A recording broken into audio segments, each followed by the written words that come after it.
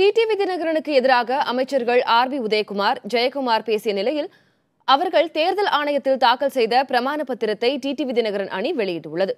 கடந்த மார்ச் மாதம் 15ஆம் தேதி தேர்தல் ஆணையத்தில் ஆர்.பி. உதயகுமார் தாக்கல் செய்த பிரமாண பத்திரத்தில் கட்சியை வழிநடத்த வி.கே. சசிகலாவை அதிமுகவின் பொதுச் செயலாளராக தாம் உட்பட கட்சியின் பெரும்பான்மையானவர்கள் தேர்ந்தெடுத்ததாக தெரிவித்துள்ளார்.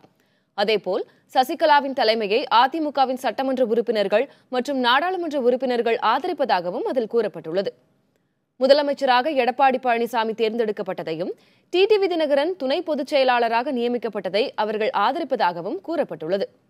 ஆனால் இந்த பிரமாண பத்திரம் தாக்கல் செய்யப்பட்ட பின்னரே டிடிவி தினகரன் கட்சியிலிருந்து ஒதுங்கியிருப்பதாக அறிவித்தார் என்பது குறிப்பிடத்தக்கது. இதேபோல் அமைச்சர் ஜெயக்குமார் தாக்கல் செய்த பிரமாண பத்திரத்தையும் டிடிவி தினகரன் அணியினர் வெளியிட்டுள்ளனர்.